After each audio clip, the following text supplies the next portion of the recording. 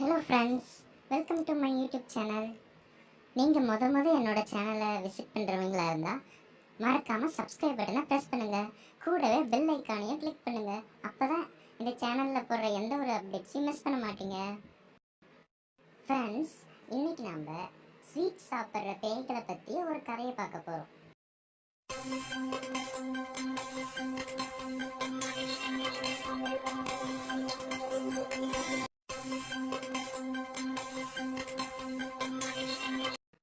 ஒரு ஊரில் ஒரு அம்மாவும் ஒரு பையனும் வாழ்ந்து வந்தாங்க.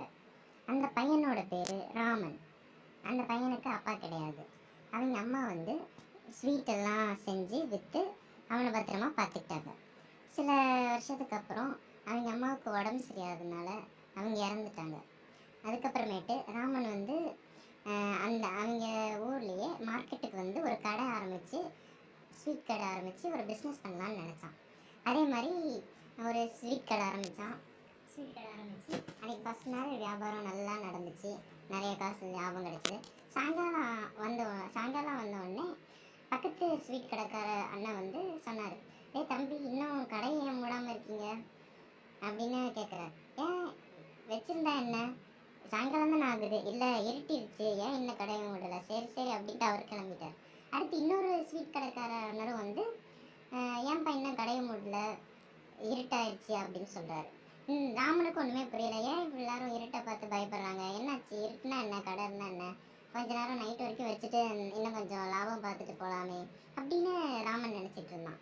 அப்புறமேட்டு அந்த ரெண்டாவது கடைக்காரர்கிட்ட அவன் கேட்டான், ஏன் இப்படி சொல்கிறீங்க, இருட்டாயிடுச்சு கடையை மூடுன்னு. ஏன்னா உனக்கு விஷயம் தெரியாத தம்பி, இப்போ இருட்டானாலே பேய்ங்க, 2 பேய்ங்க வரும், ஸ்வீட் கடையில் இருக்க எல்லா ஸ்வீட்டையும் சாப்பிட்டு போயிடும். திறந்து வச்சுருந்தா ஸ்வீட் கடை மூடி இருந்தால் தான் அது கம்முன்னு போயிடும். அதனால சீக்கிரமாக கடையை மூடிக்கோ, இதுதான் உனக்கு தான் நஷ்டமாகும் அப்படின்னு சொன்னாங்க. ஆனால் அப்படின்னு சொல்லிட்டு அவர் கிளம்பிட்டார். ஆனால் ராமனுக்கு பேயை கண்டு எந்த பயமும் இல்லை. இவன் என்னதான் ஆகுது பார்க்கலாம், நம்ம வெயிட் பண்ணலாம் அப்படின்னு சொல்லிட்டு வெயிட் பண்ணலாம். இவன் வெயிட் பண்ணுறப்ப 2 லேடிஸ் வந்தாங்க. பார்க்குறதுக்கு அவங்க அம்மாவும் பொண்ணு மாதிரியும் இருந்தாங்க. அவங்க அந்த அம்மா கேட்குறாங்க, தம்பி, நாளைக்கு என்னோட பொண்ணுக்கு கல்யாணம் வச்சுருக்கேன்ப்பா, அதனால் எங்களுக்கு ஸ்வீட் தேவைப்படுது, கொஞ்சம் உங்களோட ஸ்வீட்ஸ் எல்லாம் எப்படி இருக்கும் பார்க்கலாமே அப்படின்னு ஸ்வீட்டை டேஸ்ட் பார்க்க கேட்டாங்க. இவனும் ஸ்வீட்டை டேஸ்ட் பார்க்க கொடுத்தான். அப்புறமேட்டு இவன் எட்டி பார்க்குறப்ப தான் தெரிஞ்சது, அந்த அம்மாவோட கால் பின்னாடி திரும்பி இருந்துச்சு, அந்த பொண்ணோட காலும் பின்னாடி திரும்பி இருந்துச்சு. அதை பார்த்தோன்னே இவனுக்கு கொஞ்சம் பயமாயிடுச்சு. ஓ, வந்தது பேய்ங்க, இவங்க மனுஷங்க கிடையாது அப்படின்னு இவன் தெரிஞ்சுக்கிட்டான்.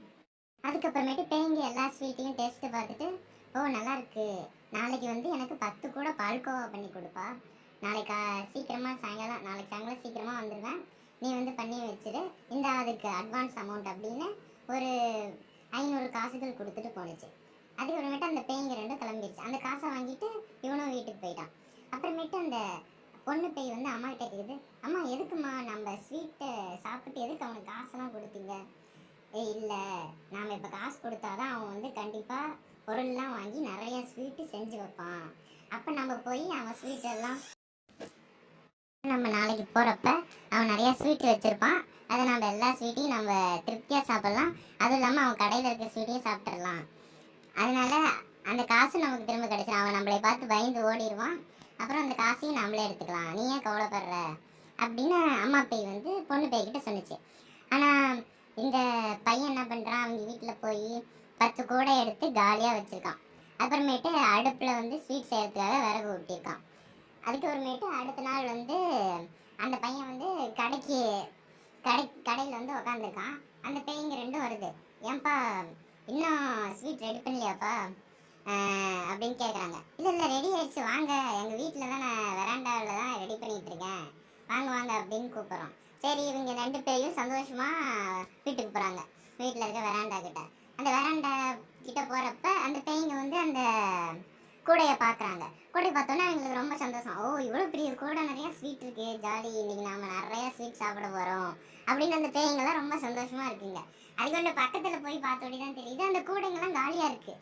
என்னடா ஒரு ஸ்வீட்டுமே இல்லை, எல்லாம் கூடையும் காலியாக இருக்குது அப்படின்னு அந்த பேய் நினச்சிக்குதுங்க. நினச்சிட்டு இந்த பையன், டேய் தம்பி உன்கிட்ட நேற்று காசு கொடுத்து நான் ஸ்வீட்டெல்லாம் செஞ்சு வைக்க சொன்னேன், இப்போ பாரு மாப்பிள்ளை வெயிட் பண்ணுறாரு, விருந்தினங்கள்லாம் வெயிட் பண்ணுவாங்க, என்ன நீ இப்படி பண்ணுற, நேற்று நான் காசு கொடுத்தது என்ன பண்ணேன் அப்படின்னு மிரட்டி கேட்குறாங்க, என்ன ஸ்வீட் ரெடி பண்ணல அப்படின்னு. அதுக்கு அந்த பையன் சொல்கிறான், இல்லை நான் வந்து ஸ்வீட் ரெடி பண்ணலான்னு தான் இருந்தேன், இங்கே வந்து ஊர்க்காரங்க சொன்னாங்க இங்கே வந்து 2 பேய்ங்க இருக்குதான், அந்த 2 பேய்ங்க வந்து இந்த ஸ்வீட்டெல்லாம் ரெடி பண்ணால் சாப்பிட்ருமா, அதனால தான் நான் வந்து ஒரு பேய் ஓட்டுறவர்கிட்ட போய் கேட்டேன்.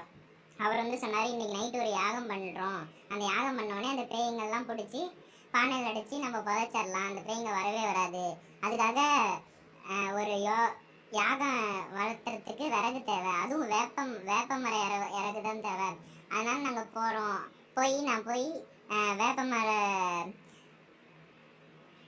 சிக்கலை கொண்டு வரேன் அப்படின்னு சொல்லிட்டு அவர் கிளம்பிட்டாரு. அப்படின்னு இந்த பையன் சொன்னோடனே அந்த பேய்ங்க ரொம்ப பயந்துட்டாங்க. ஐயோ பேய் பிடிக்கிறவன் வேற வேப்பமர கட்டையெல்லாம் எடுத்துகிட்டு வர போயிருக்கான், நம்மளை பிடிச்சி உள்ளே போட்டுருவான், நம்ம சீக்கிரமாக போயிடலாம் அப்படின்ட்டு வேகமாக அவங்க வந்து பூனையாக மாதிரி ஓடிட்டாங்க அந்த ஊரை விட்டு. அதுக்கப்புறமேட்டு அந்த பையன் நிம்மதியாக கடையை நடத்திட்டு வந்தான் லாபத்தோட. அதுவும் இல்லாமல் அந்த ஊர்க்காரங்கெல்லாம் பயப்படாமல் கடையை நடத்திட்டு வந்தாங்க, எல்லோரும் சந்தோஷமாக வந்தாங்க. ஓகே, பாய்.